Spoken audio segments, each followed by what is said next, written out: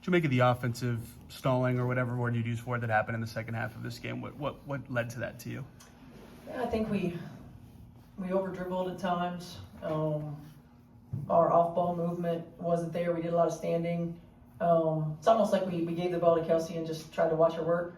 And that's not when we're at our best. I mean, yes, certainly we want to have the ball in our hands, but we've got to continue to get movement with and without the basketball. It was getting stuck. I mean, we want to play 0.5 to 1 second basketball, and we weren't. And it's got to get moving. And it hurts. I mean, I think we had 8 turnovers for 13 points in the second half as well. So we didn't take care of it. Sophie said every loss, of course, feels the same, but given the opportunity at home, these last 2 close games, schedule gets hard, tight standings race. How much more, if any, does these hurt, and how does that change the way you have to kind of address your team after losses like these? Yeah, it hurts. I mean, it does. She's right. Every loss hurts. And we know that after our injuries, our margin for error is smaller.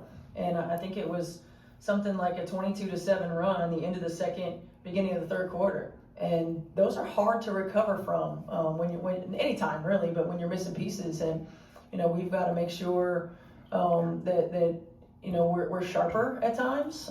We don't have the margin to have lulls within quarters. And then I believe they had something like 21 points from free throw line and turnovers of their 26 in the fourth. And we control that, defending without fouling. We control that, taking care of the basketball, decision making at times, and some of it's playing some people out of position, and some of it's just not being valuing the basketball in the way that we need to value it, being a little sloppy with it. Both Sophie and Odyssey were talking about giving themselves grace right now with everything going on. How tough is that balance between kind of giving the team grace right now with everything, but also the urgency of being in a playoff race? Yeah, I mean, it is, because it takes a lot out of you when you lose players, especially the way that happened. It takes a lot out of you emotionally, mentally, but it's sports, and it's part of the business. It's part of what we do, and I think there's a little bit of adrenaline rush in that game 1 back, and then now you're figuring it out again, right? And figuring it out, from a connectedness standpoint, putting new pieces together. A couple of players playing outside of position, everybody feeling like they got to do a little bit more, which we do at times, but not outside of ourselves. And I think that the great thing about our position is that we control our destiny. But we've got to understand the sense of urgency that it takes, and understand that, and recognize and that the margin is small. And we have a team that plays really hard. And often we talk about, we've got to marry execution with our energy, because at times our execution's really sloppy.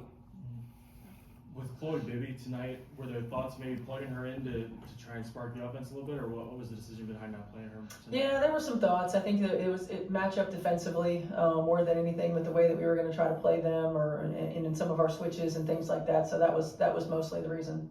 And then just with the rotation, was it just those eight or seven that you ran with? Was it just they were flowing well and you wanted to just leave that going, or what was the thought there? Yeah, I think some of it was defense. Being able to execute the type of defensive coverages that we wanted to have against this, the way that they play. Rebounding was some of that too, making sure that we had people that were in position when we were in some of our switches to rebound. I think the biggest thing for us on the defensive end was just too much fouling. And then, offensively, we went with that small lineup at the end to create a little bit more space, but you got to be able to give your chance by taking care of the ball. And in the second half, we didn't do a good enough job of that. And then just with the possession you had down 3 when Kelsey took it and missed the layup, were you looking maybe to get some to Aaliyah there, or was that what you were looking for, getting Kelsey to look onto the basket? Yeah, they've been sending 2 to Kelsey, and we figured they'd be in switches during that time, and so we wanted to get something to the rim. You get a quick 2, get a foul. We were going to be in the penalty or hit AB on the roll. We had, I think, good floor spacing to get it, and again, it's just making plays at those moments, and we can go back and look over those moments all we want, but to me that 22-7 run is the one that really kind of put us in the hole that we had to come back from. But I thought we got good looks at the end. We just did knock some of them down and missed some opportunities.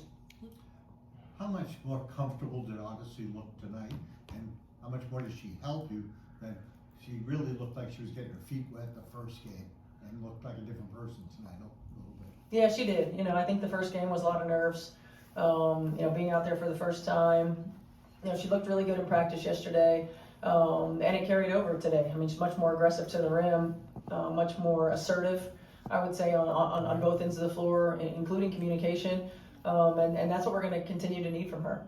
You talked about that Mitchell shot when you were down 3 with whatever 20 seconds to go. Do you have a threshold of when you go for a 3 versus being okay with a quick 2? How does that calculus shake out in your head? Yeah, I mean, I think the timing of you know where we were with being in the penalty, how much time was on the clock, use of timeouts, all those things. We just want to get a quick score, and if we get to the rim, that's great. If they overhelp and we get a 3, that's awesome. But give ourselves a chance early in the clock, and you know those are situations, especially when you're in the penalty, where you want to put some pressure on the rim. And you know, I felt like throughout the course of the game, I felt like Kels did a good job. We may have missed AB on the dive, but she got a good look at the rim.